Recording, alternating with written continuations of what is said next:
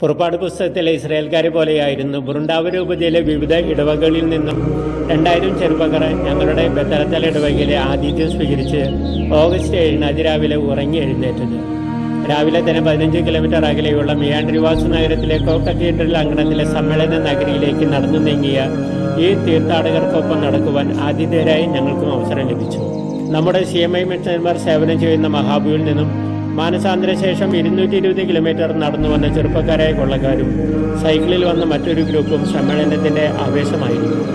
രൂപാന്തരീകരണത്തിന്റെ തിരുനാളിൽ ആതിഥ്യനായി അവർക്ക് വേണ്ടി വിശുദ്ധ ബലിയർപ്പിച്ചപ്പോൾ ഞാൻ അവരോട് പറഞ്ഞത്, നമ്മെ രക്ഷിക്കുവാൻ രൂപം മാറ്റം നടത്തിയ ദൈവത്തമ്പുരാന്റെ കരുണയെക്കുറിച്ചാണ്. വിശുദ്ധ കുർബാന തന്നെ അതിൻ്റെ ഒരു തെളിവാണല്ലോ. നമ്മുടെ കൊച്ചു കേരളത്തിൽ പ്രകൃതിക്ക് മുൻപിൽ നിസ്സഹായരായി ഇവിടെ പറയാൻ പോലും നിൽക്കാതെ രൂപാന്തരീകരണത്തിന് വിധേയരായ ഒരു കൂട്ടം ബന്ധുക്കളുടെ കഥയും മടവന ദേവാലയത്തിൽ നിന്ന് കേട്ടൊരു രൂപാന്തരീകരണത്തിന്റെ കഥയും മലയാളിയായി എനിക്ക് അവരോട് പറയാനുണ്ടായിരുന്നു. രൂപാന്തരീകരണത്തിന്റെ മഹത്വത്തിലും ഈശോയ്ക്ക് പറയുവാനുണ്ടായിരുന്നത് തന്നെ കാത്തിരിക്കുന്ന പീഡാസനങ്ങളെ കുറിച്ചാണ്. അവിടുന്ന് അരുളി ചെയ്തു, ആരെങ്കിലും എന്നെ അനുഗമിക്കുവാൻ ആഗ്രഹിക്കുന്നുവെങ്കിൽ തന്നെ പരിത്യജിച്ച് തന്റെ കുരിശുമെടുത്ത് എന്നെ അനുഗമിക്കട്ടെ. ആരുടെ പിന്നാലെ പോകാനായിരിക്കും യൗവനത്തിൽ ഒരുവന് ഉൾത്തള്ളലുണ്ടാകുക? സഹിക്കാനിരിക്കുന്ന ഇത്തരം ഒരാളുടെ പുറകെയാണ്. ചോരത്തിളപ്പിന്റെ കാലഘട്ടത്തിൽ നമ്മെ ആകർഷിക്കുന്നത് ഒരുപക്ഷെ ഭാവിയിലെ ജീവിത പങ്കാളിയാകാം, സിനിമാ താരമാകാം, രാഷ്ട്രീയക്കാരനാകാം, കലാകാരനാകാം, കളിക്കാരനാകാം. തങ്ങളുടെ തലങ്ങളിൽ ശക്തരായി പ്രശോഭിക്കുന്നവരാകും ഇവരൊക്കെ. എന്നാൽ ഈശോ ക്ഷണിച്ചത് ആരെ പിന്തുടരാനാണ്?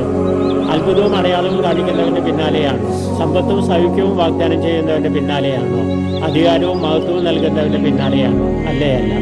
മറിച്ച് 3 വർഷം കൊണ്ട് 3 ലോകങ്ങളെയും ആകർഷിച്ചവന്റെ പിന്നാലെ, സ്നേഹിച്ച് നന്മ ചെയ്തതിന്റെ പേരിൽ പീഡിപ്പിക്കപ്പെട്ട് 3 നാൾ നിശബ്ദനായവന്റെ പിന്നാലെ, അധികാരത്തിന്റെ കൊടി പിടിക്കുന്നതിന് പകരം വധിക്കപ്പെടാനുള്ള കുരിശേന്തി പോയവന്റെ പിന്നാലെ.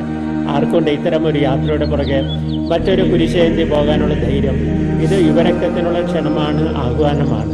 ഞങ്ങളുടെ 2 ബിഷപ്പുമാരും മോൺസിഞ്ഞോർ മറിയ പവിയനും മോൺസിഞ്ഞോർ ഷാർണിക്കോളും വന്ന് ഞങ്ങളെ പാതി വഴിയിൽ സ്വീകരിച്ചു.